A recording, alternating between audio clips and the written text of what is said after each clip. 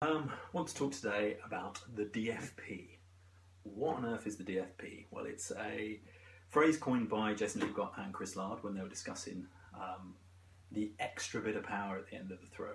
What you can do when you've hit 400, when you've hit 450, and you're trying to extend out to 500 foot. What is it the big throwers can do that just gives them that a little bit extra? And that's what the DFP is. The Deep Flight Plate Grip is basically what it means. So it's a slight change in grip. Why is this good? Why is it potentially bad? And how can it help us? Basically what they were talking about was having a normal grip, either power or fan grip, and instead of having the thumb somewhere about here, towards the edge of the rim, having it all the way towards the centre. Where you can get a little bit sidetracked with this is to concentrate on that. What it is actually all about is about the thumb push. Now this is something that was discussed a long time ago in disc golf review days with Blake and the gang. There's a number of different ways of describing it. I really like the idea of thumb push, where it's pushing forward towards the target. It's also heard it described as a key turn, where you're turning a key like that. And there's also the water bottle drill, which is quite a good one, of pronating the forearm, where you're trying to get the water to accelerate quickly towards the end, where you've got a half bottle of water. I'll put a link into Sidewinder's video at the bottom of this. But that's also another version of this. I particularly like the idea of pushing a coin on a table, because that motion is very similar, and it's the idea of actually pushing that disc forward is a similar thing.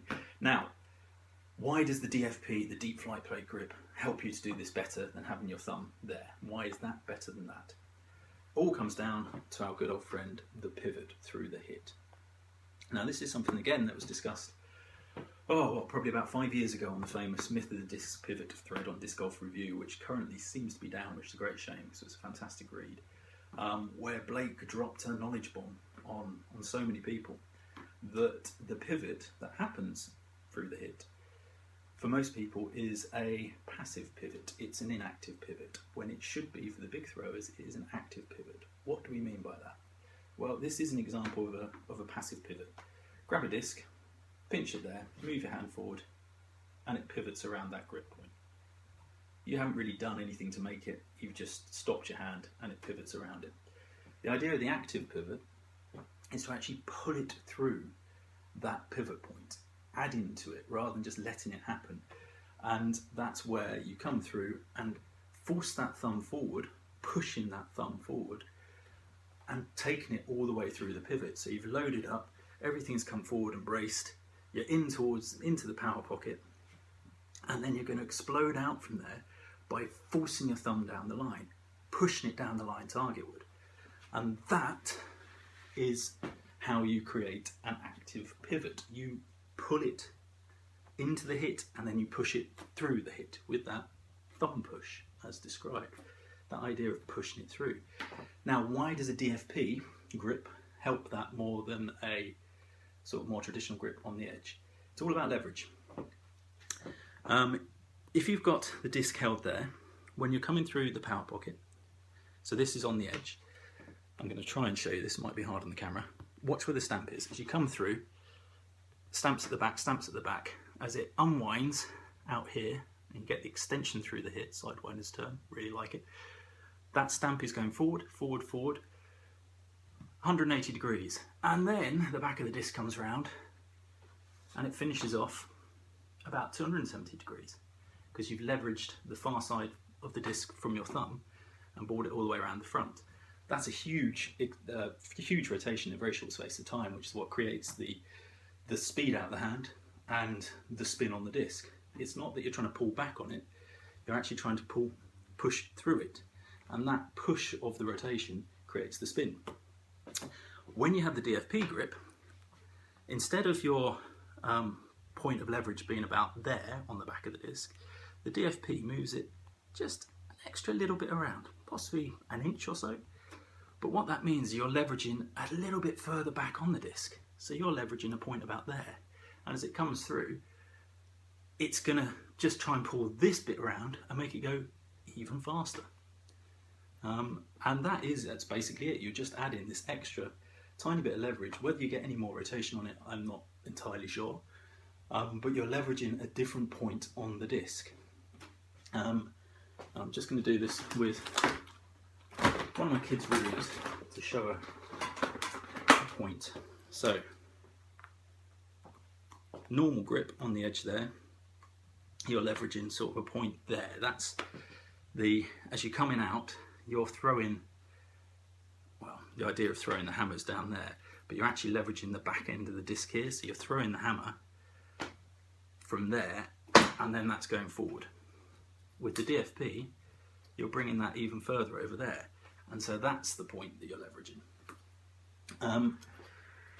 If that made any sense. And that is basically what the DFP does. The problem with the DFP, and why people that are not experienced, have not got good form, should not really even think about this, is because you get it wrong, it goes horribly wrong.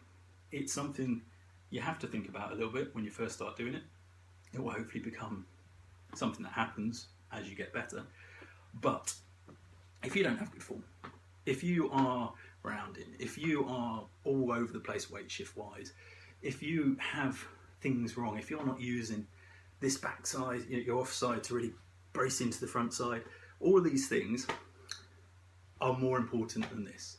The DFP, if you've got all of those right, can give you that extra oomph. Beforehand, what's more likely to happen is you come off playing, you go all over the place, the disc slips out early, and you'll end up throwing this nose up, stalled out hyzer. Why is that? Because if the disc comes out of your hand before it's totally pivoted through, the leading edge is the nose. So if it slips out there, I'm nose up. If it slips out there, I might just about be nose neutral if I'm lucky. If I pull it all the way through and my wrist is down, I've got a nice nose down flight. In order to pull it all the way through, in order to push through that shot, you have to be concentrating on it when you first start doing this.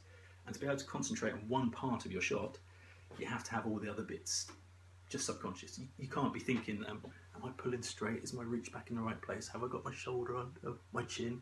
Have I dropped my weight in there with the butt cheek facing towards the target? You can't be thinking all those things because you've totally not thought about this. You need to have all of those things absolutely drilled, part of what you do. And then you can just, it almost goes into slow motion when you think of it this way. All you're concentrating on is, you know, what do I want to do here? I want to pull my thumb from here round to there. Oh, there it is. So thumb push.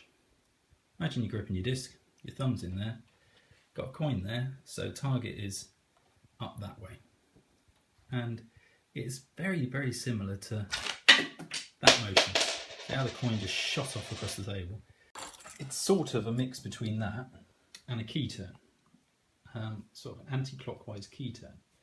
But it's not quite as extreme as that, because your key would have to be turned and pushed forward like that. So it's a mix of those two motions, where you're pushing forward with the thumb, but you're also going under slightly. And we'll just talk about that wrist roll under. So the last piece of this puzzle is wrist roll under. Now you've heard of wrist roll, you probably think of it as a bad thing. Actually, wrist roll can be, when controlled, a very good thing. Tends to be, in my opinion, what goes wrong with wrist roll is if you're doing it, you're a news player, you're not very good yet, you've got lots of inconsistencies in your form, wrist roll will probably actually just lead to a poor release, which is why you get these horrible wobbly flights, because you're doing strange things in there to go from here to over the top, and at some point it's breaking your grip before it should, and wobbling all over the place, and it's ugly as sin. When you have a consistent form, and you know your line, you know your pulls, you know your contact points, you can actually utilise wrist roll over and under. So over to create sort of long Annie flights. Under will create the purest shots imaginable for you, where you come through and it's just, basically the thumb push alongside the wrist roll under. So it feels like wrist roll under. What that is doing is pushing your thumb forward. So you watch my wrist there as I go, I'm going to roll my wrist under. But what actually I'm doing there is pushing my thumb forward. And as you push your thumb forward, the disc will actually release before the wrist rolls. So the wrist starts to pronate, I think is the technical term. And that is pushing the thumb. So it's pushing the thumb forward and down But the disc comes out of your hand and then the wrist goes under, and what you'll see is the back of the hand raised to the sky. But it doesn't happen through the shot. It's not like you do that. The thumb pushes the disc out, it pivots round because you've pushed it through the pivot, and then the wrist breaks and releases. It doesn't roll over during the shot, which is why you get such a clean shot with that, because you're getting a massive extension and leverage on it, because the thumb is pushing for the furthest extension you can possibly get with the wrist roll under. It gives you a little bit more time, disc in hand, and then the wrist breaks away like that, and you can see that. Look at any of the slow-mos of the big guys throwing bombs. It will be all on plane, thumb pushes forward, and then after the disc comes out, breaking about there, that wrist glides up and away. Sorry for the stops and starts. What that'll actually do by pushing it forward, it just gets you deep into that extension. What am I saying? What am I talking about?